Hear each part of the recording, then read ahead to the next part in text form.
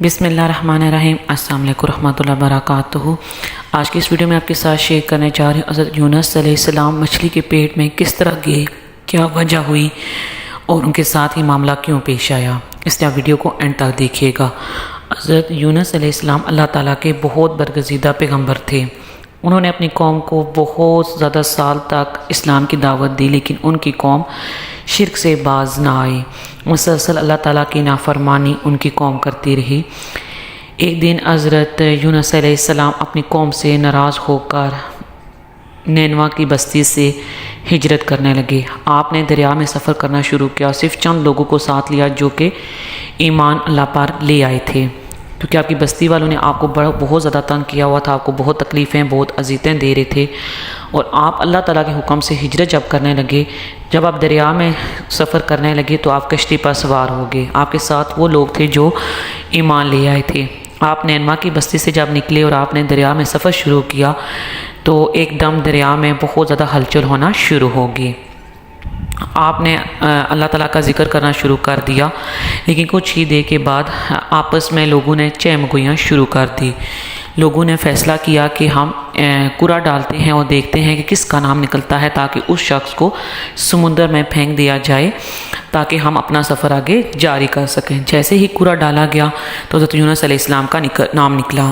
لوگ اس بات پر آمادہ نہ ہوئے۔ انہوں نے کہا کہ نہیں، ایسا نہیں ہو سکتا کہ ہم حضرت یونس علیہ السلام کو دریا میں پھینکیں۔ دوبارہ پھر کوڑا ڈالا گیا۔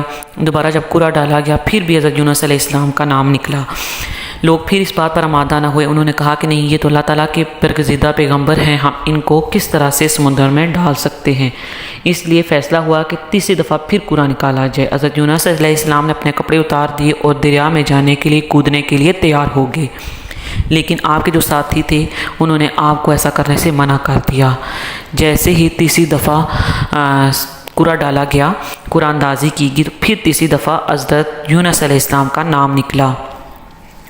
ان لوگوں نے مجبور ہو کر حضرت یونس علیہ السلام کی رضامندی کے ساتھ ان کو دریا میں ڈال دیا۔ جیسے ہی ان کو دریا میں ڈالا گیا اللہ تعالیٰ کے حکم سے، کیونکہ اللہ تعالیٰ کا حکم تھا کہ آپ کو دریا میں پھینک دیا جائے، کیونکہ بار بار پورا آپ کے نام کا نکل رہا تھا، تو یہ اللہ تعالیٰ کی حکمت تھی، کیونکہ اللہ تعالیٰ نے لوگوں کو معجزہ دکھانا تھا۔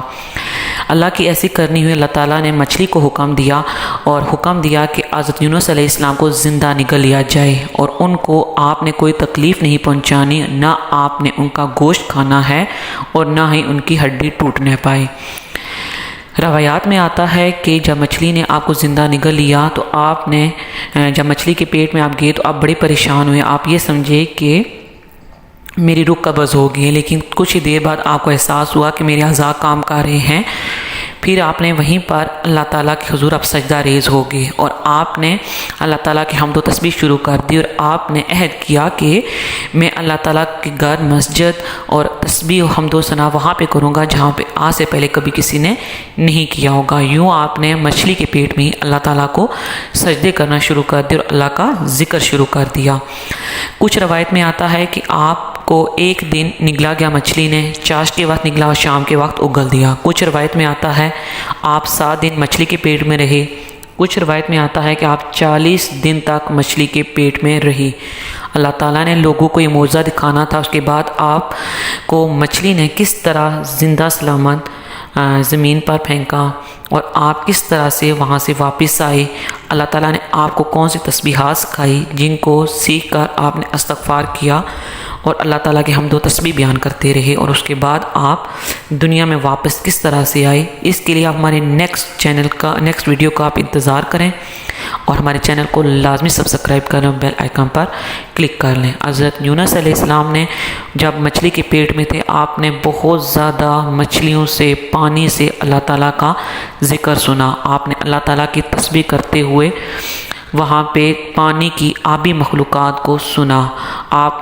جب آپ نے تسبیحات کا اتنا زیادہ ورد سنا، آپ بار بار اللہ تعالیٰ کے حضور سجدے میں گر جاتے۔ اللہ تعالیٰ سے دعا ہے کہ اللہ تعالیٰ ہمیں بھی اپنی عبادت کرنے کی توفیق دیں، اور ہر وقت ہم بھی اللہ تعالیٰ کا شکر ادا کرنے والے لوگوں میں سے ہو سکیں۔